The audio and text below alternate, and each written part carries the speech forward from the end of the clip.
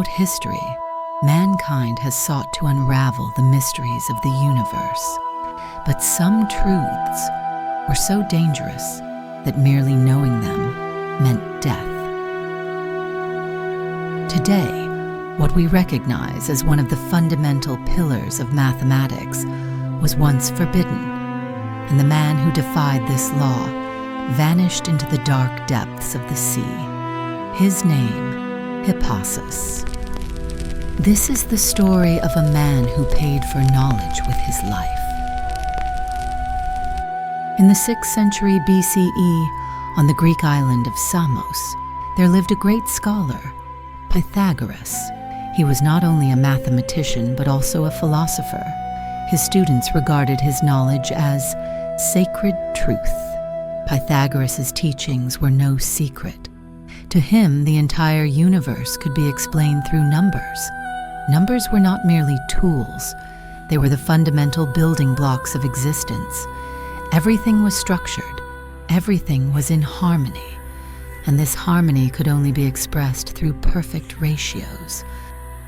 Pythagoras and his followers believed that all numbers could be written as the ratio of two whole numbers. To them, nature followed a rational order. Rational numbers were those that could be expressed as the division of one whole number by another. But one day, something was discovered that lay outside this perfect order.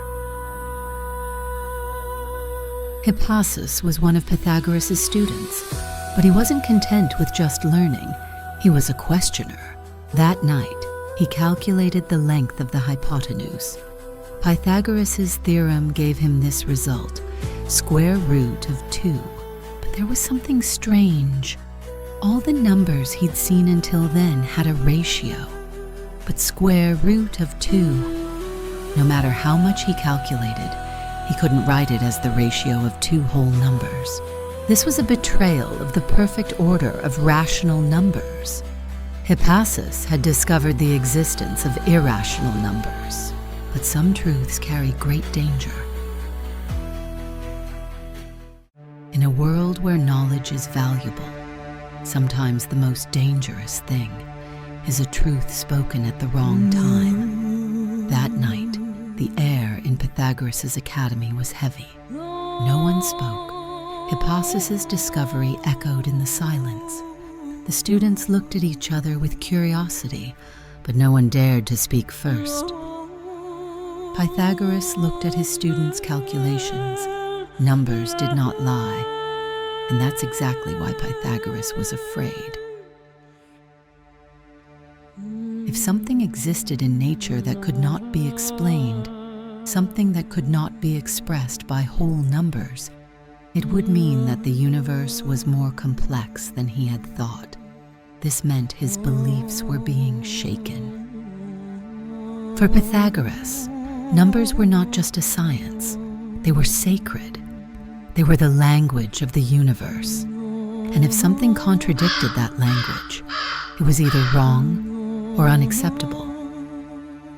Some believed Hippasus' discovery was a mistake, but no one could say he was wrong, because the calculations were clear.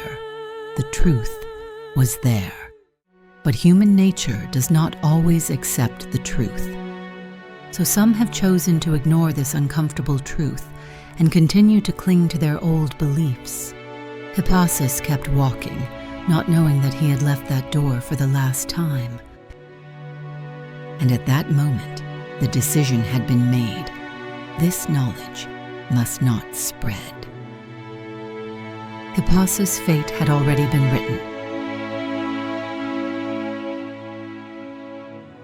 A man who paid the price of truth was finally buried in silence. That night, Pythagoras had rejected his students' discovery. When fear surpasses belief, love and loyalty vanish. And Pythagoras, with his own hands, had strangled him, bringing his life to an end. This man, who once believed in sacred numbers, seeking the language of the universe, had taken his student's life with his own hands. Hippasus' body was cast into the sea, to be burned, to be forgotten, but the numbers remained, and one day a time would come when this knowledge's dead body would be remembered. The sea accepted the final journey of the man who once sought the secrets of the universe, but wisdom remained behind, not in a dead body but in the numbers, in mathematics, in the depths of the universe, continuing to live.